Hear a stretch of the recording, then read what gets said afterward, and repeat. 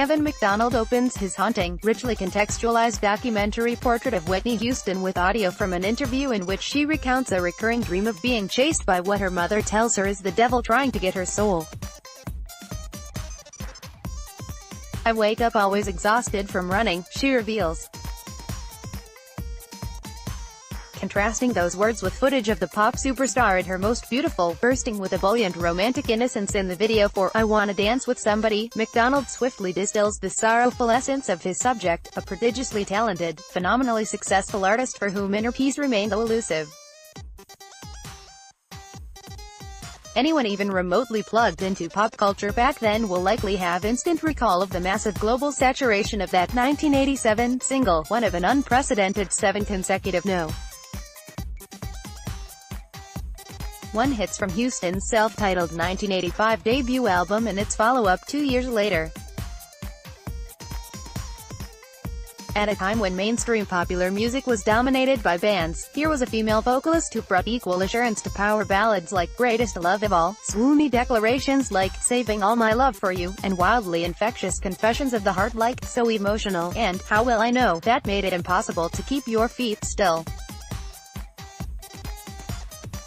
In 2 densely packed hours, Whitney maps the mournful descent from that soaring success to Houston's 2012 death at age 48 in a Beverly Hills hotel bathroom, after a turbulent marriage to rapper Bobby Brown, years of on-off drug abuse and a failed comeback tour for which she clearly was physically unprepared.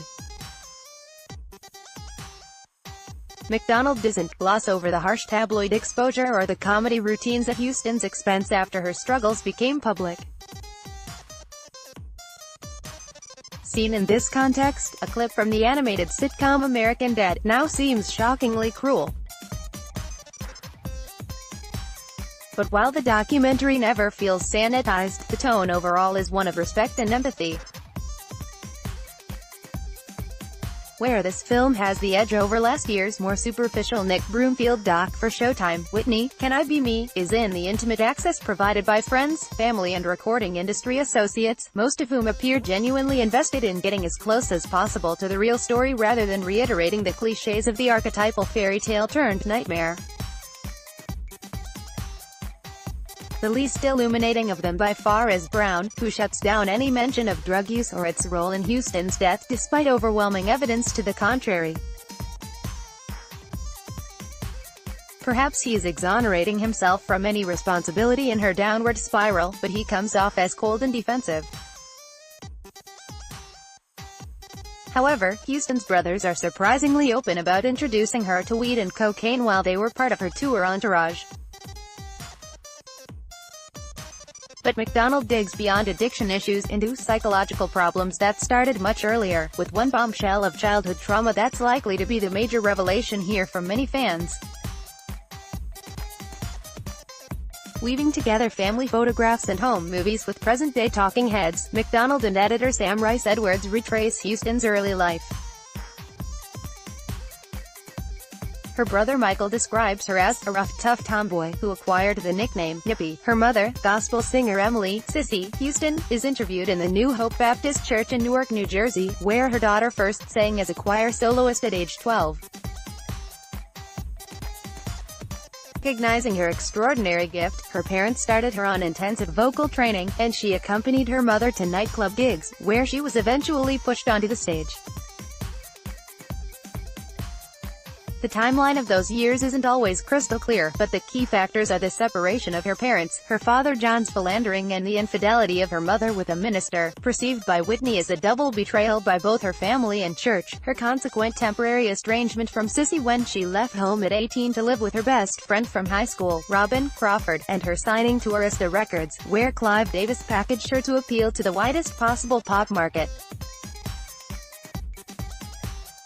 Davis is interviewed only briefly, though his influence was a factor in criticism leveled at Houston from African Americans who deemed her crossover sound too white, resulting in her being booed at the 1989 Soul Train Awards. Coincidentally, that's where she met Brown, and Whitney infers that while she did fall in love with him, his bad boy rep also served to give her black credibility, while he presumably hoped her fame would boost his. The movie also shows that Houston really needed no help refuting the questionable charge that she had whitewashed her black identity. Stirring footage of her with Nelson Mandela and clips from her 1994 South African benefit concert in Johannesburg are just one example of her pride and solidarity. Unlike McDonald's 2012 Doc Marley, about reggae legend Bob Marley, there's surprisingly little detailed commentary here about what made Houston's talent so special. Mostly, the music is left to speak for itself in terrific performance excerpts that back up the observation about seeing her live being akin to a gospel service. But her mother notes that singing comes from the abdomen, chest or head, and Whitney mastered all three, which gave her tremendous range. Just watching her first TV appearance at 19, singing "Home" from The Wiz, the modulation from the quiet, almost spoken beginning through the triumphant final crescendo displays her singular command of emotional nuance and phrasing.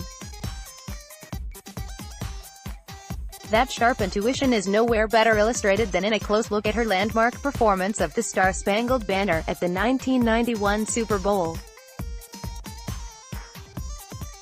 Inspired by Marvin Gaye's loose, jazzy interpretation of the anthem at the 1983 NBA All-Star Game, she took a song for which African Americans had ambivalent feelings, and reshaped it to highlight the theme of freedom. Coming at an especially patriotic time for the country during the First Persian Gulf War, the performance had enormous resonance and still brings tears today. Attention to Houston's film career is limited to her big-screen debut, The Bodyguard, and to a lesser extent, the Sparkle remake which opened after her death.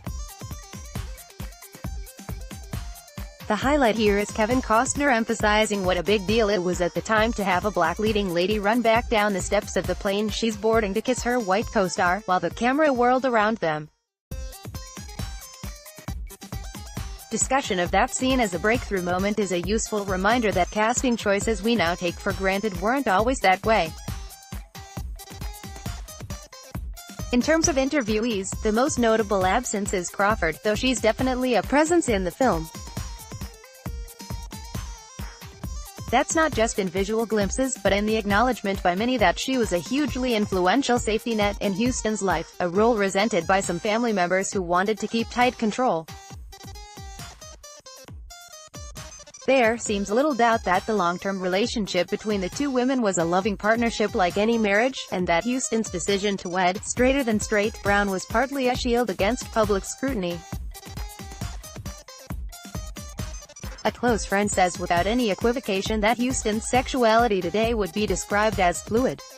The clear implication is that she felt the need to choose conventional heterosexual marriage and family to complete the celebrity package. In what seems like the removal of Houston's one consistent source of protection, Crawford stepped away after a power struggle with Brown. Incidents of cheating and spousal abuse occurred, along with a growing tendency for Houston to skip professional obligations due to increased drug use. While McDonald establishes that Sissy got her to agree to go to rehab, John let her off the hook for reasons that seem all too typical. One associate says people treated her like an ATM, and given the lack of other skill sets in her entourage, they had no interest in seeing her get clean if it interrupted the flow of her earnings. The saddest parts of the story become more sordid, with her idolized father allegedly skimming cash from her business, and then after she cut him off, suing her for $100 million.